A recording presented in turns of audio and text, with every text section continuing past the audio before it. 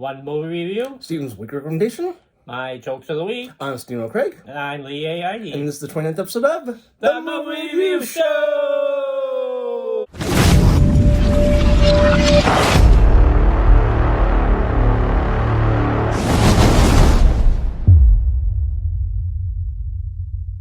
Okay, the Movie Review Show has been Steven and I go to our local cinema, which is Red Wing Cinema 8, and we see a newly released movie, and then we review it.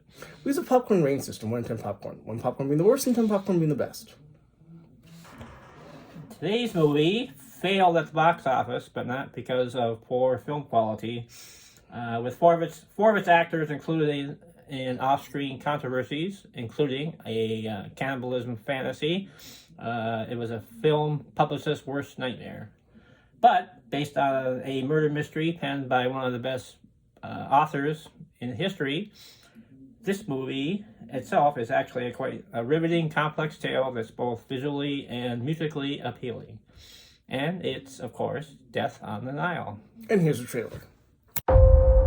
Ladies and gentlemen, please welcome the newlyweds, Mr. and Mrs. Simon Doyle. You must meet Hercule Poirot. My congratulations, madame.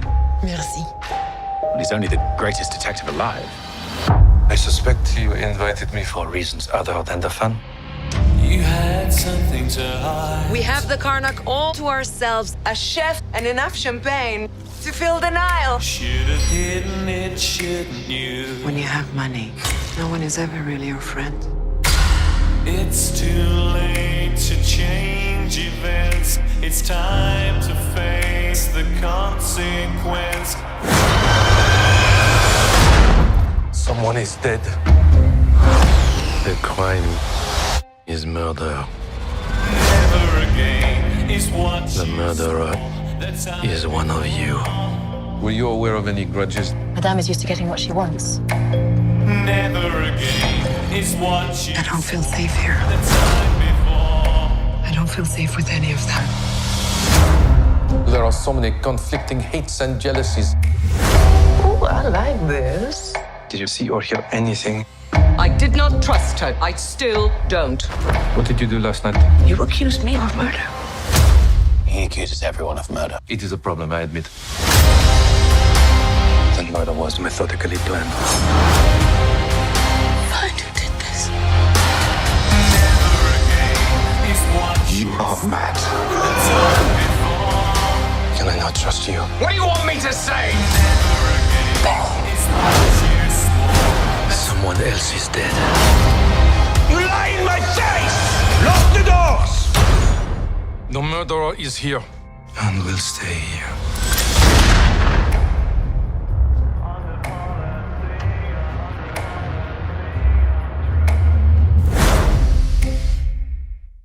It's review time. I'd like to start off by talking about Armie Hammer. Armie Hammer, who plays Simone Doyle, is having career troubles due to claims that he has a cannibalism fetish. Screenshots of direct messages posted on Instagram revealed this. When it came to Armie Hammer's part, Disney had two options: reshooting, which would have been near impossible due to COVID, or digital technology, which would have been just as difficult. So Disney, 20th Century Studios, decided to release the movie as is. So what do you think, Lee? Yeah, I think Armie Hammer kind of put Disney in a hard spot. That plus the other three controversies, Disney probably just figured, what the heck, we're going to go through with it. And, I think they had no choice, so it's just too bad. I do think they were in between a rock and a hard place. And I actually like to give him credit for actually releasing the movie with him in it. Yeah, he did. He's done decent work in the past, too, but as we discussed, it's probably going to be difficult for him to land really great roles from this point on. Yeah, they say bad press is good press, but not in this Maybe situation. not in this case. Yeah, I agree. Here's the review of the movie. It starts off with soldiers in a bunker. Perot, who is the detective in the movie, says, "Attack now," even though the captain wanted to attack later. Perot ends up being right, but due to some explosions, his face gets scarred. Catherine, his fiancée, says, "You'll grow a mustache." Yeah, I think it's a new take on the why Perot has a mustache. I haven't heard that angle before.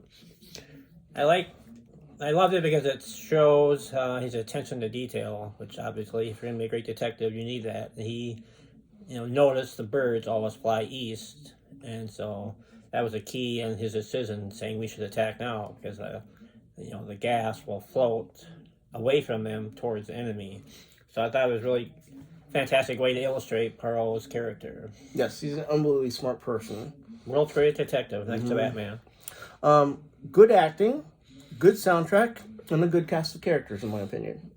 I thought the soundtrack and cinematography were basically perfect, and along with the complex mystery, I would say it's a must-see for if you're a murder mystery fan. I'd definitely go see this movie. One of the problems I had with the movie, I don't think you had this problem, but I thought it was very, very slow for the first half, maybe even later than that. It was weird because a lot of times the murder takes place very early in the movie. This one, it seems like is halfway through the movie before they find the body, which is unusual.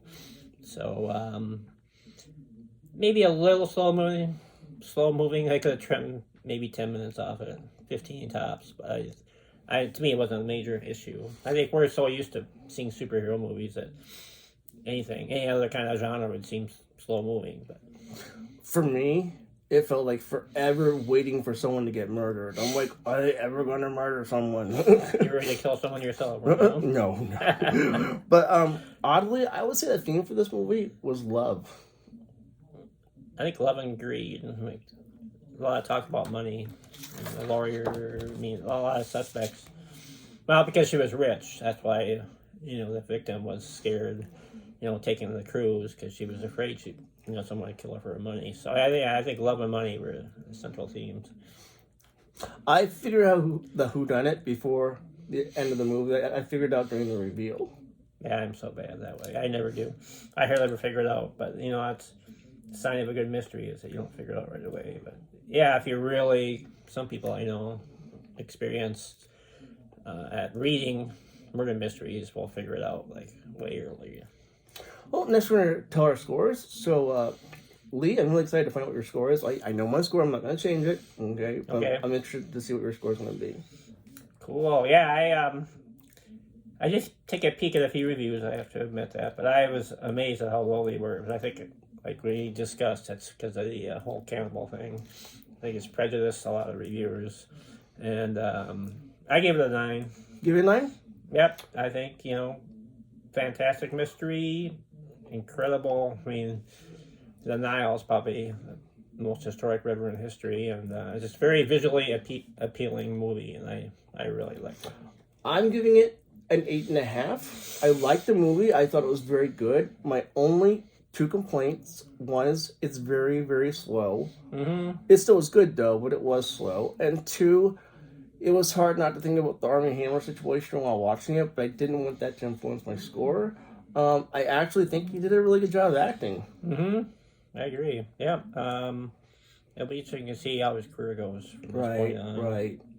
Well, next we're going to show our scores. Then we're going to look at Rotten Tomatoes and Metacritic and see how close their scores are to ours. Okay, we're looking at Rotten Tomatoes.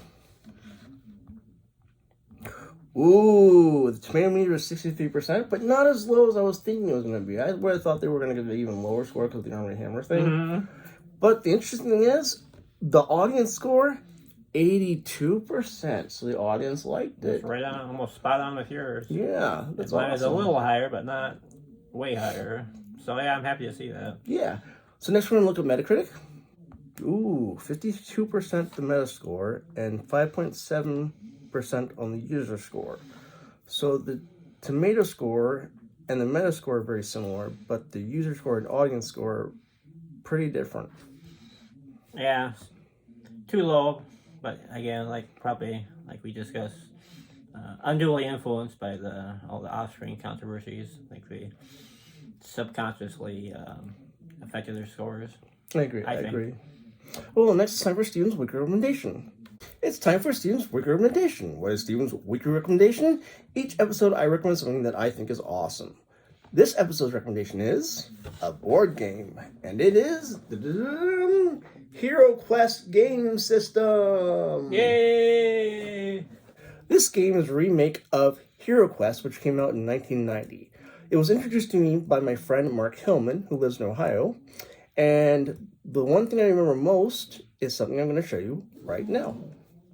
First, I'm going to show you some of the components of the game. Here's the furniture and doorways, and then here we have the monsters. Okay, what I'm going to do is show you my favorite part of the game that I remember when I played with my friends in Ohio a long time ago.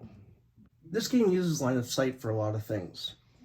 For example, let's say you start off in this room and there's a doorway. Okay? There's nothing else on the board as you can see. So let's say one of the characters gets here, one of the players, they can open the door, and then an open door is put there, and now if they go on the other side, they see that this is blocked off, and they see that there's a door right here because of line of sight. So they can't see anything else because there's no line of sight. So eventually, let's say they get to here, and this door's open. Since they can look in the room now, let's see, there might be a weapons rack and a treasure chest. Okay, so then they go in this room, but also maybe there's another door. Okay, so after they do all things in this room or whatever, let's say they go through the door, which is now open, and they see, because of line of sight, that this is blocked off and that there's a door right here. So let's say they make up to this door, and then open doors put there, and in this room is a bookcase and a torture rack and monsters. So here's a big monster there, and a little monster here, and a monster here. And the game keeps going. There's lots of stuff to do. I'm not going to cover all that stuff, but I just wanted to show you what I thought was so cool about this game is the whole line of sight idea. But I love the fact that you don't know what's in a room till you're there and open the door, and then when you open the door, you see everything that's in that room. I think that's cool. Well, that's the end of Steven's Weekly Recommendation. Here is the advertisement for HeroQuest. Heed well my words, for I am Mentor, guardian of Lortone. I come with great warnings. For decades, the shadows were gone. But just as darkness follows light, shadows have a way of returning. Many centuries ago, Zargon was my apprentice. He worked hard and learned quickly, but impatience devoured him. He desired to learn the ancient and dangerous secrets of dread magic. Once he learned these secrets, he fled. When I found him, he was greatly changed. He pledged his allegiance to the dread forces of evil, using magic as a shortcut to unlimited power. After a lengthy battle, he retreated to the northern Dread Wastes. There, he strengthened his forces, and once again prepares for war. Zargon has returned, but light always follows darkness, and the four of you hold the key to saving the realm. The barbarian, the mightiest of warriors. The wizard, the wielder of arcane power. The dwarf, resilient fighter and expert craftsman. The elf, master of both the sword and magic. Your quest is to put an end to Zargon's reign of evil once and for all. The quest is calling.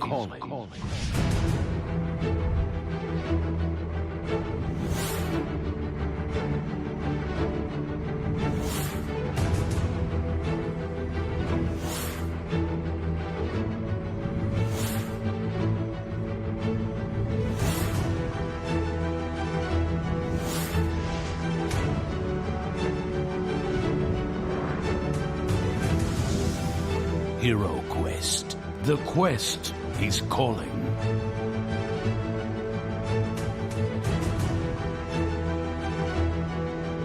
It's the end of the show, which means it's time for Lee's Jokes of the Week. But before Lee tells his jokes, I just want to mention one thing. This movie is the follow-up to Agatha Christie's Murder on the Orient Express, which was an excellent movie. And if you haven't seen it, I highly recommend it. How do you feel? Oh, exactly. Kenneth Branagh, directs that one and stars in that one also. So, yep, definitely. Excellent movie. Mm-hmm. Are you ready? Yep. It's time for your jokes of the week. It's okay. This week's a bonus. We're gonna get before the jokes of the week. We're gonna do 5 quotes from the world's greatest detective, Hercule Poirot. So the first one, these aren't funny, but I thought the best ones that I've heard. First one is: imagination is a good servant, but a bad master. The simplest explanation is always the most likely. Second one is, maybe the most famous quote is: it is the brain, the little gray cells on which one must rely. One must seek the truth within, not without. Third quote is: do not allow evil into your heart. It will make a home there. Oh, wow. This one, he was talking to a woman, obviously. He said, words, mademoiselle, are only the outer clothing of ideas. So I hadn't heard that phrase quite like that before. And then this is kind of reminds me of Sherlock Holmes. The impossible could not have happened, therefore the impossible must be possible in spite of appearances. That's from Murder on the Orient Express. Oh, wow. And now we're on to jokes. 7. Okay, the toilet at the police station was stolen. Detectives have nothing to go on. Ha, I like that one. Where do detectives sleep? Undercover. Number 3, it's surprising how few police artists become detectives. After all, they're great at drawing conclusions. Oh, it cracked me up. Okay, 2 detectives were investigating the death of a Hispanic man. Detective number 1 says, how was he killed? The second one says, he was killed with a golf gun. The other detective goes, what's a golf gun? He goes, I don't know, but it made a hole-in-one. Ha! Number 5, local police department put their medical examiner under quarantine because of, because he had coronavirus. He had what? Coroner. Okay, got it. Oh boy. And why do detectives look at guys named Will when they're investigating a case? Will they or won't they? Won't they? Because a will is a dead giveaway. Oh, okay. Last one. Amputees are horrible detectives because they know something's missing, but they can't quite put their finger on it. Okay, bonus one. Number 8. Lumberjacks make the best detectives because they ask a lot of questions. Let me ask you a question. I got it. I know, cut it out. Okay, that's all I got. Well, thank you all for watching. Remember to like, comment, and subscribe. And remember, as always, we'll be watching for you.